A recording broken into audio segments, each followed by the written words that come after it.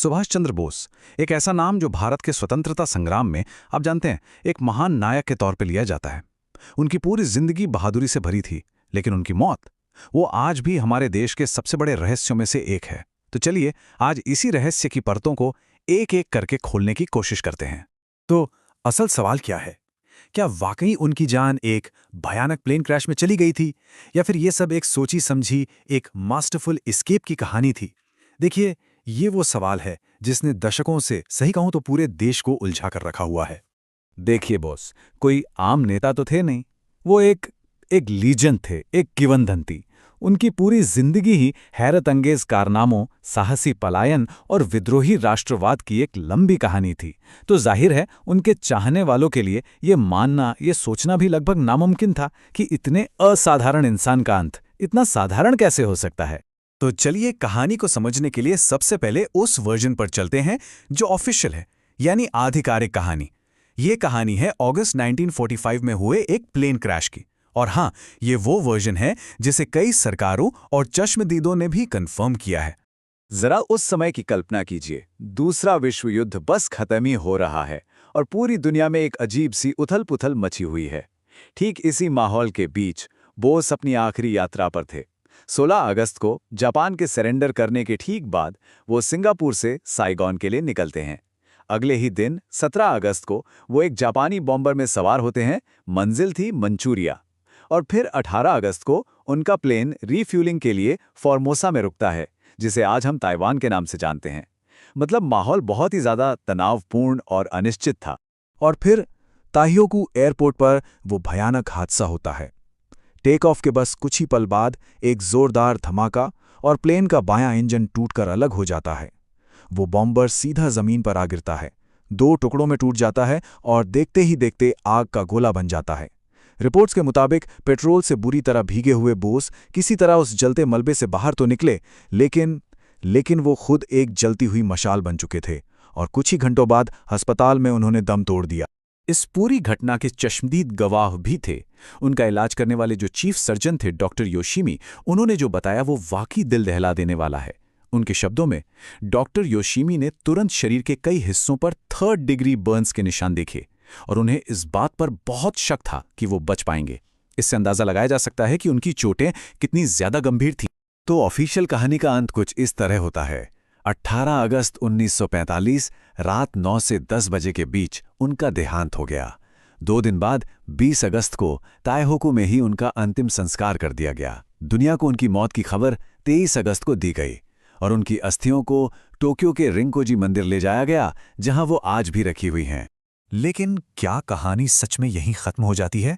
जी नहीं, बिल्कुल नहीं।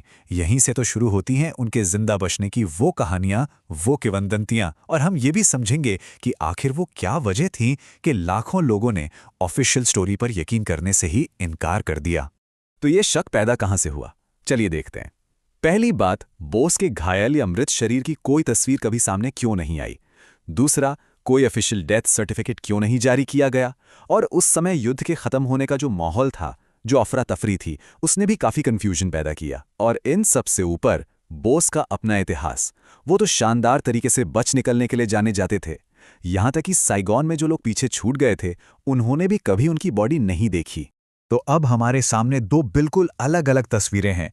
एक तरफ है ऑफिशियल कहानी, ताइहोकू के एक मिलिट्री हॉस्पिटल में 3rd डिग्री बर्न से हुई एक दर्दनाक मौत, और दूसरी तरफ है वो किंवदंतियां, अपनी ही मौत का नाटक करके सोवियत यूनियन भाग जाना या फिर भारत में ही कहीं गुमनामी में चले जाना। और ये जो बचने वाली थ्योरीज है ना, ये भी कई तरह की हैं। एक बहुत मशहूर कहानी ये है कि वो भारत में ही एक साधु बनकर रह रहे थे, जिन्हें लोग फैजाबाद के गुमनामी बाबा के नाम से जानते थे। एक और थ्योरी कहती है कि वो बचकर सोवियत यूनियन चले गए थे, जहां उन्हें एक बंदी बनाकर रखा गया। कुछ लोगों ने तो यहां तक दावा किया कि उन्हें चीन में देखा गया था, जहां वो एक नई सेना बना रहे थे, या फिर कि वो बस कहीं छिपकर सही वक्त का इंतजार कर रहे थे ताकि वापस आकर भारत का नेतृत्व कर सके। अब जाहिर है इतने बड़े रहस्य को सुलझाने के लिए कोशिशें तो होनी ही थी। दशकों तक ऑफिशियल इंक्वायरीज चलती रहीं। तो चलिए अब जरा इन जांच पड़ताल पर भी एक नजर डाल लेते हैं कि उनमें क्या निकला। ये जो बड़ी बड़ी जांच हुई, उनका सार कुछ ऐसा है। देखिए, 1946 में आई ब्रिटिश फिगेज रिपोर्ट, उसने साफ कहा कि बोस की मौत प्लेन क्रैश में ही हुई थी, ये निश्चित है। फिर 1956 में भारत की शाहनवाज कमेटी और 1970 के खोसला कमीशन, दोनों का भी यही मानना था। यहां तक कि जापानी सरकार की एक रिपोर्ट जो 2016 में सामने आई, उसने भी इसी बात की पुष्टि की। बस एक कमीशन 1999 का मुखर्जी कमीशन, उसने कहा कि नहीं, बोस की मौत क्रैश में नहीं हुई थी। लेकिन सरकार ने इस कमीशन के नतीजों को खारिज कर दिया था।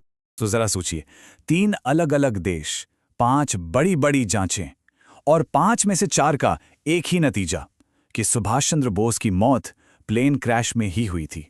सिर्फ एक जांच थी जो इस बात से सहमत नहीं थी।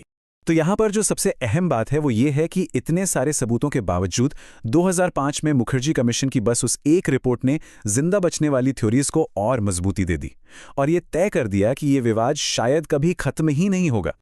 तो सवाल ये उठता है कि जब इतने सारे सबूत एक तरफ इशारा कर रहे हैं तो ये मिथक आखिर इतना जिंदा क्यों है? चलिए अब हम सिर्फ फैक्ट से आगे बढ़कर इसके पीछे के जो गहरे कारण हैं उन्हें समझने की कोशिश करते हैं। इस बात को इतिहासकारों बेली और हार्पर ने बहुत ही खूबसूरती से समझाया है। वो कहते हैं कि 1857 के गदर के बाद अंग्रेजों से सीधे टक्कर लेने वाले पहले भारतीय नेता को देखने के बाद बहुत से लोगों ने अपने उस हीरो को खो देने की बात को स्वीकार करने से ही इनकार कर दिया। मतलब लोगों के लिए ये मानना ही बहुत मुश्किल था कि इतने बड़े नायक का अंत इतना आम तरीके से हो जाए। और जरा सोचकर देखिए, उनके जिंदा होने की ये कहानी उनकी हार चुकी सेना के लिए कितनी जरूरी रही होगी। इसने उनका हौसला बनाए रखा। ये उनके समर्थकों के लिए एक उम्मीद की तरह थी, एक भरोसा था कि उनका नेता जिंदा है और उनका संघर्ष बेकार नहीं गया। तो आखिर में हम बस इसी एक बड़े सवाल पर आकर रुक जाते हैं कि जब किसी हीरो की कहानी एक इतना ताकतवर मिथक बन जाए तो फिर सच की असली जगह कहाँ होती है? ये एक ऐसा सवाल है जो हमें इतिहास, हमारी यादों और हमारी अपनी राष्ट्रीय पहचान के बीच के उलझे हुए रिश्ते के बारे में सोचने पर मजबूर कर देता है।